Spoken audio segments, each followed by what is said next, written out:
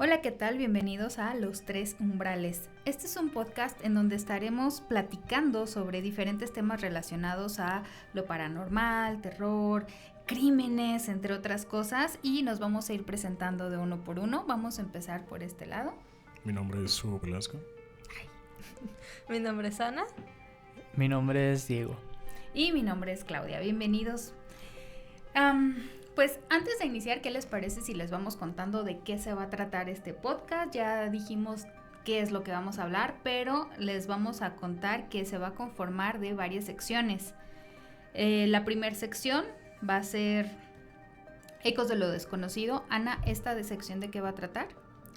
De anécdotas o relatos paranormales que nos hayan ocurrido a nosotros o a alguien cercano. La siguiente sección va a ser Brújula Paranormal y esa Hugo nos va a explicar. Vamos a hablar sobre investigaciones paranormales de lugares específicos o temas en ejemplos específicos. Y vamos a tener otra sección que se llama Sombras Resonantes, y en esta, más que investigar o todo, vamos a ir platicando, vamos a discutir, a debatir un poco sobre los temas que hayamos visto en podcast anteriores. Y pues el día de hoy vamos a iniciar con Ecos de lo Desconocido. Bueno, yo empiezo, ya que nadie quiere empezar. Sí, Diego, empieza tú. Bueno, pues entonces vamos a empezar. Bueno, tocando un poquito el tema del Conjuro, no sé si ya fueron a verla, la película. No. Bueno, como el Conjuro suele hablar mucho de posesiones, yo les voy a hablar de una posesión. Bueno, pero ¿tú ya la viste? No la he ido bien. Es que me dijeron que está aburridona. Me dijeron que solo es de un espejo y que el espejo y que nada más es eso. Entonces, pues... Pero sí quiero ir a verla, a pesar de que dicen que está aburridona. La verdad sí iría. Pero bueno. Tocando el tema, acontece que hoy les vengo a hablar de un exorcismo de Anneliese Michel, que era una niña que vivía en Alemania en el 75, en un pueblito de Baviera, Alemania. Bueno, total, esta niña tenía 23 años. Voy a empezar a relatarles su historia. Vivía atormentada por algo que no podía explicar. Entonces, ella a los 23 años empezó ya con varios ataques de epilepsia, que a ella le diagnosticaron epilepsia a los 12 años. Entonces, desde los 12 años ya tenía esa enfermedad, que no sé por qué todas las personas que las poseen tienen una enfermedad así. Pero a los 23 fue cuando empezó con más ataques más, ¿cómo decirlo? Como más severos, más ataques ya más que les dejaban secuelas, pues que la dejaban flaquita, que la dejaban así con la cara rasgada, que le dejaban así, ojeras, que le dejaban así, pues ya marcas significativas, ¿no? De su enfermedad, ¿no? Entonces... Ella viene de una familia muy religiosa, ¿no? Sus papás son súper católicos, ella también es súper católica. Siempre traía consigo una cruz en el collar. Entonces, sus papás un día sacaron mucho de onda porque ella no quería ir a misa. Es para ellos que son gente católica, todos los domingos es ir a misa.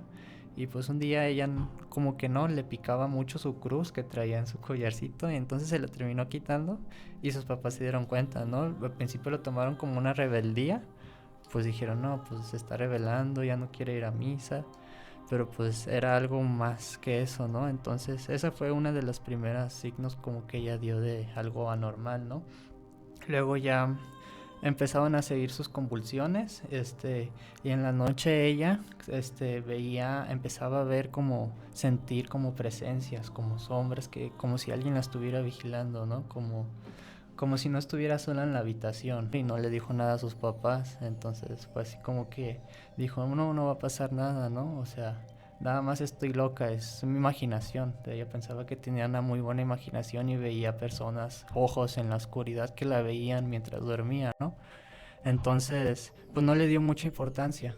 Entonces ella, cuando fue creciendo, cuando cumplió 25 años, pues tuvo un cambio muy drástico, estaba muy flaca, y fue cuando el demonio aprovechó, la vio muy vulnerable y fue cuando decidió entrar dentro de ella, ¿no? Y pues ahí fue cuando de plano todo lo que es los crucifijos, todo lo que es tema de iglesia, todo el catolicismo le quemaba mucho. Cuando sus papás los veía rezando, cuando cuando rezaban sus papás, ella como que sentía que algo como que le gritaba y como que no le gustaba. Entonces ella empezaba a sentir voces, a escuchar voces dentro de ella que le decían atrocidades, que le decían que matara a sus papás porque eran religiosos. Entonces pues ahí fue cuando ella fue poseída por el demonio, que como si tuviera voces interiores que le estuvieran diciendo, como si le estuvieran gritando. Entonces pues la niña empezó a hacerse daño, ¿no? Se empezó como a cortar las venas con sus propias uñas, con el cuchillo de su casa, y pues ya sus papás ya vieron a su hija que ya estaba viendo que parecía muñeca así toda de trapo, así toda rasguñada, toda descuidada, toda flaca. Entonces ahí fue cuando decidieron acudir con médicos, porque, o sea, ellos sabían que estaba como loquita, pero no sabían que tenía un demonio, vaya. Entonces primero acudieron con médicos, con profesionales, y ya fue cuando ellos le dijeron, cuando no encontraron nada, como ningún trastorno, como algo así que lo explicara científicamente, y ya fue cuando se preocuparon más. Entonces pues terminaron acudiendo pues a la misma iglesia, ¿no? Que pues los papás son muy cristianos, a la misma iglesia que ellos siempre acudían los domingos. Entonces fue como su salvación. Entonces empezaron a hacer el trámite, porque pues saben que en un exorcismo a veces la iglesia pide muchas pruebas para que manden a un sacerdote, porque no es tan fácil. Tienen que como probar que realmente hay una alma, hay una posesión, Entonces ya pasaron los meses, la familia comprobó que había una posesión. Bueno, los sacerdotes afirmaban que se trataban de varios espíritus que estaban dentro de ella. Uno de los más importantes era Judas Iscariote, ¿no? Pero Iscariote.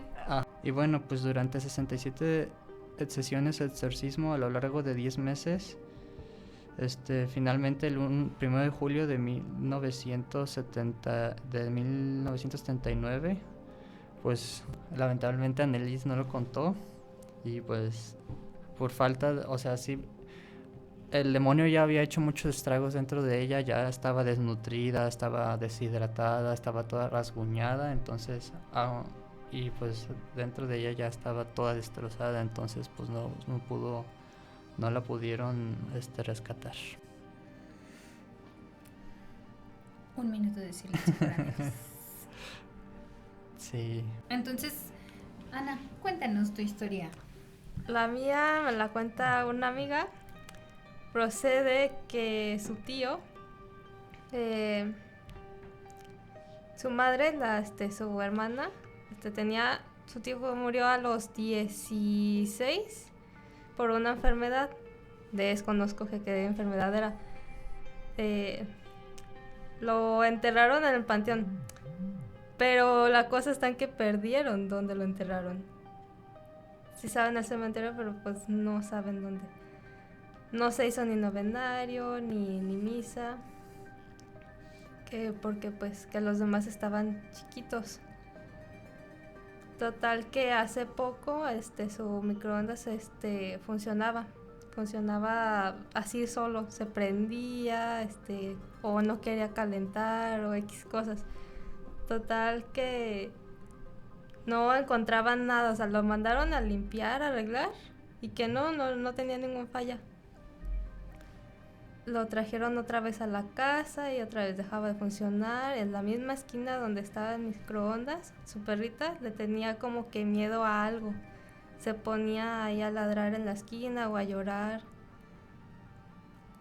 Y como que algo había, pues. También hubo que se le abrieron como que los trastes, los así, platos se llegaban a quebrar. Veían como sombras. Fueron incluso hasta con un señor de Tlajomulco, que no era era un brujo, no se consideraba chamán como tal, era como un señor espiritual, por así decirlo. Se fue a la casa a hacer unas limpias, les dio velas para la esquina, justamente donde estaba pues esas energías negativas. Tenía una vela blanca con canela, con azúcar. La prendía con un encendedor de madera. La prende con el encendedor de madera y apaga el encendedor moviéndolo con el aire, haciendo que así el vapor. Y era de dejarla ahí hasta que se apagara solo cuando dejaba de prenderse, porque pues se apaga mucho. Solo tenía como masitos ahí para que siguiera consumiéndose cera. Pero cuando se dejó completamente consumirse la cera, ya estaba caliente por debajo. Y empezó a quemar el plástico del mantel que tenía debajo. La quitó para que se dejara de quemar allí, la puso en el lavatraste, lo que más que está a un lado como que estaba más frío, imaginándose que era la otra veladora que tenía que llevarse el señor ahí también. Tenía que un Satanás ahí en las sombras como la veladora. Se podían ver las alas de un hombre en el vaso así ya todo negro así por la vela. Sé que también en esta casa, que tantos años que tiene, nunca habían hecho un trabajo como estos, que salieron un montón de cosas que fueron a meterse aquí con bats, como si fueran padres, haciendo ruido con las campanas y con botas, con el agua bendita. Tanta cosa que sabe que metieron allí, las rosas, y que echaban agua en la casa haciendo ruido. Y no dijeron sabe qué cosas. Hicieron su limpia, llegaron a parte fuera de la casa y prendieron fuego en la cochera, y del fuego que se veían formas. Eso tenía que la casa se veía como quimeras, animales así de mezclas de varios. Un animal con la parte de otro. Las sombras tenía un video, lastimosamente lo borró, se veían como animales así con 4 patas, así con alas, y salió muchas cosas de la casa. Les recomendó que empezaran a trapear la casa desde el final hasta la casa. Con esa misma agua pues pusieron también los 7 machos. Y ya del último de la casa, el inicio fueron a tirar la cosa, la cochera para el invierno, y esas, que cierto tiempo aplaudieran, hicieran ruido que en las paredes para dejar todo a su tío, que fue al inicio, porque buscamos a alguien que les ayudara con eso. Le hicieron un novenario, le hicieron enviar una misa con su nombre, y ya no ha pasado. Quizás sí se haya ido en paz sin que le dijeran así nada. Haciendo una sesión con él sí da mucho. No sé, está rara. Hay un montón de cosas ahí. ¿Se fue o no se fue? Porque parece que ya quedó en paz, pero como que quedaron cosas allí. Porque su perro de vez en cuando se pone a ladrar. Justamente Huguito nos va a contar algo de perros. Sí, cuéntanos. Cuenta. Sí, ahorita que nos digan. Es que no sabemos si ya se nos acabó el tiempo. Tú cuenta. Sí, ahorita que nos hagan la seña. Así es el mundo de la farándula, Hugo. Tú La mía es de un perro que tenemos en la familia. Este perro es un perro muy territorial, por lo que a veces suele ser muy agresivo. Más que nada suele ladrar bastante a personas desconocidas o animales que se acercan a la zona del terreno familiar.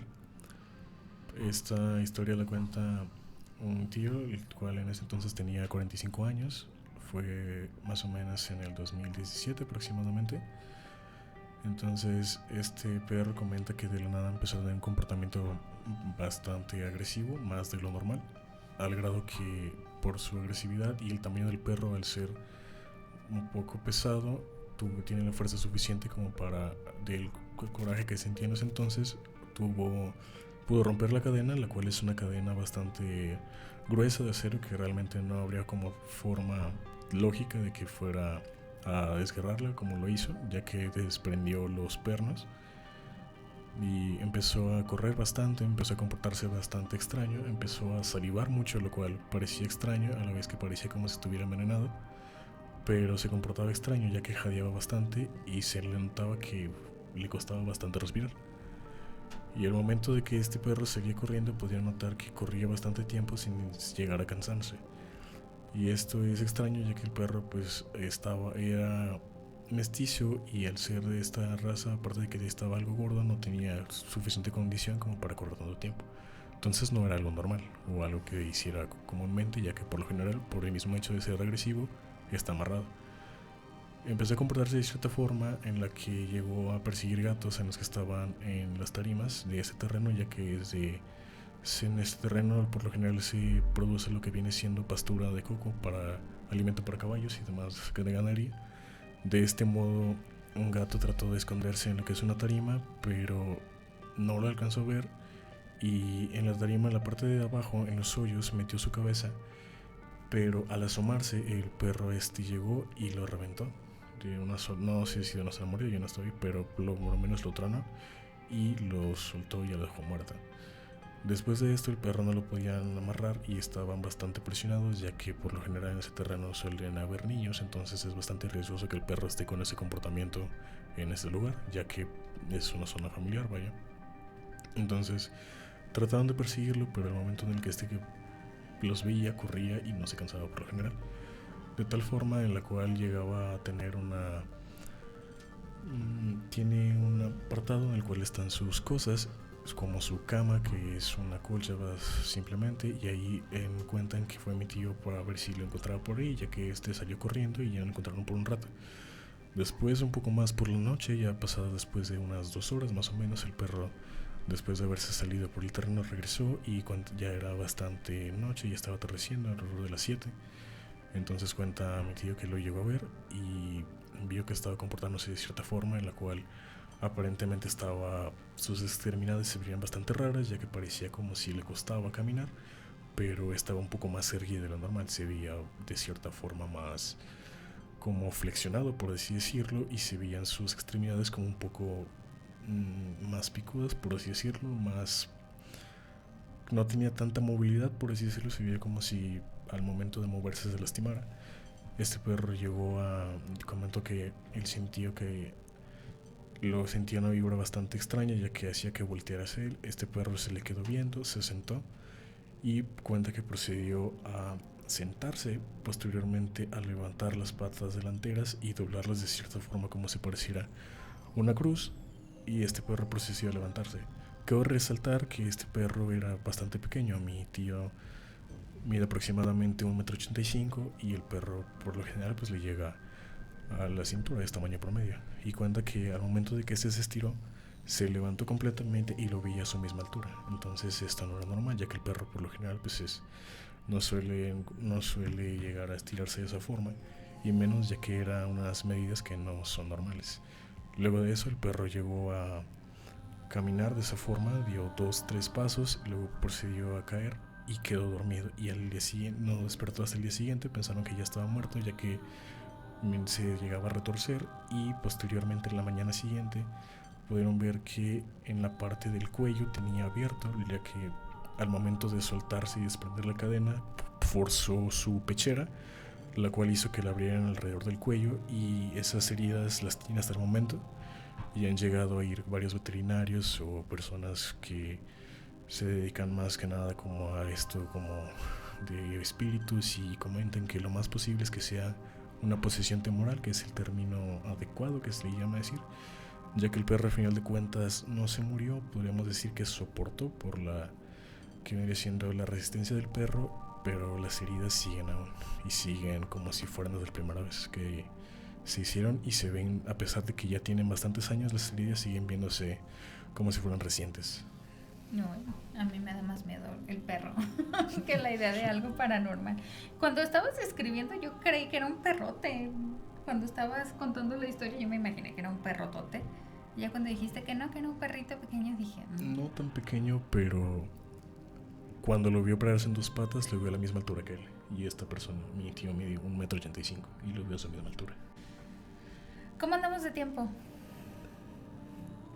Es que nadie nos dice si ya se nos acabó el tiempo o no. Y los muchachos de control están allá cotorreando bien a gusto. Pero bueno, sigamos entonces platicando. El mundo es un lienzo abierto para nosotros, en blanco. Bien, pues no nos dice nada. Pues déjenme que les cuente yo la mía. En estos... ¿Qué? ¿Cómo se llama nuestra sección? Ecos de lo desconocido. Cuando yo estaba en la primaria, en aquel tiempo, en la escuela estaba no construida, la directora rentó lo que antes era una granja y ahí se estableció la escuela, era un colegio privado. Parte de lo bonito que tenía la escuela era que tenía una huerta de árboles frutales muy grande. Entonces nosotros íbamos a la escuela de 8 de la mañana a 1:30 de la tarde. Sin embargo, los fines de semana había escuela para padres. Entonces los papás iban en la noche. Y pues, se supone que no podían llevar a los niños, pero siempre éramos bien acoples. Entonces íbamos ahí. Y esa primera noche que nosotros estuvimos ahí, mientras los papás estaban en su escuela para padres, pues nosotros nos fuimos a jugar a la huerta. Entonces imagínense una huerta, árboles frutales en la noche, sin luz, obviamente porque pues no estaba acondicionada la escuela para recibir gente en la noche. Pues al principio estaba muy padre porque, sí, estábamos jugando, se ve muy misterioso. No, ¿cuál? La cosa es que había unas bugambilias, así en la esquinita de la huerta había unas bugambilias que hacían como una casita. ¿Quiénes están viendo? O sea, se armaba una casita y a la hora del recreo ese era nuestro lugar favorito para ir. Pero en la noche cuando dijimos, vamos a la bugambilia, nosotros juramos y perjuramos que había una personita adentro de la bugambilia. O sea, en nuestra casita de juego había una personita. Porque cuando nos quisimos acercar para entrar, ya se empezó a ver como una silueta adentro. No les puedo asegurar que realmente lo vi. Si hubiera visto de verdad un duende, yo les prometo que ahí me quedo trabada, muda y paralizada, porque me dan muchísimo miedo las cosas, los mini humanitos me dan mucho miedo. Entonces, desde ahí nos quedó como esa cosquillita de no manches, ahí vemos en la escuela. Y resulta que ya después, al siguiente lunes, cuando nosotros llegamos en lo que tocaba el timbre para formarnos y empezar las clases, en la tierra de la huerta se veían unas huellitas. O sea, no eran pies de niño, ni siquiera de los de primero de primaria. Eran unos piecitos súper chiquitos. Pregúntenme si en algún momento nos volvimos a acercar en los siguientes años de primaria a la bugambilia. No, ya no. Bueno, a mí ya me daba mucho miedo. Ahí había otros niños más temerarios. Pero no, a mí eso sí me daba muchísimo miedo. Y bueno, como todavía no nos dicen que nos callemos, ¿tú a qué le tienes miedo, Ana? No se me ocurre. Eres muy valiente. Ana sin miedo. Diego, ¿tú a qué le tienes miedo? No miedo, pero sí como pavor, como a las cucarachas. Ay, sí. Ay, no. Eso... Pero creo que miedo así de temerle a alguien, no. ¿No? Hugo, ¿tú le tienes miedo a algo? ¿A ti? ¡Ay! Un miedo muy infundado. Yo soy una persona súper tierna, amable y considerada con la sociedad. ¿Por qué me tienes miedo? Bueno, pues yo le tengo mucho miedo a todo lo que tenga figura de humano pequeñito y que no se tenga que mover y que se mueva, eso me aterra. Muñecos, pinturas, figuritas religiosas, duendes, no, todo lo que tenga que ver con humanos chiquitos me da muchísimo miedo. ¿Les cuento otra? Sí, tú cuentas. No nos dicen nada, seguimos teniendo tiempo. Y los del siguiente grupo están ahí viéndonos como diciendo, a ver a qué horas. Pero, muchachos, no nos dicen nada del tiempo. Bien, en aquel. Tenemos ya 3 minutos para acabar. Sí, cuéntate. ¿Qué hacemos? ¿3 minutos para despedirnos o 3 minutos y les cuento otra? Pues sí, está rápida. Es súper rápida. Bueno, cuéntala. Mi mamá tenía una clienta de cosas que vendía mi mamá.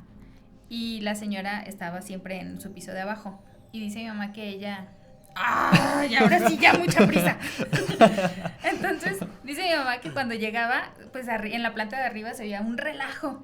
Y decía mi mamá, pues yo creo que los hijos de la señora. Y un día le dijo mi mamá, ay, no podemos decir groserías, pero ellos se imaginarán, ¿no? Ay, estos cállense, hijos de su y los empieza a callar y resulta que la señora le dice, es que son mis duendes, nada más que ellos viven arriba y como no les dejé dulces hoy, pues andan haciendo desmadre porque están enojados. Y mi mamá así de, ok, con permiso. Jamás en la vida me voy a parar en la casa de esa señora, pero pues... Pero yo creo que da más miedo cuando son niños chiquitos y te dicen, es que estaba jugando con mi amigo imaginario, ¿no? Ay, sí, eso va a ser para la siguiente Porque pues son vez. niños, o Porque sea, sí hay y ellos muchas sí de los niños. ven y se ponen a jugar con ellos, quieras o no, pues la señora esa que dijiste que eran sus duendes, pues puede estar loquita o tener un trastorno, una cosa así, pero No, pues los bueno, niños, ya sí. luego ahondaremos sobre eso. Ay, ya nos están, ahora sí Bueno, ya nos ya, están apurando, ya nos están diciendo hay que cállense. despedirnos. Pues entonces, conclusiones, en menos de 1 minuto, 15 segundos. Bueno.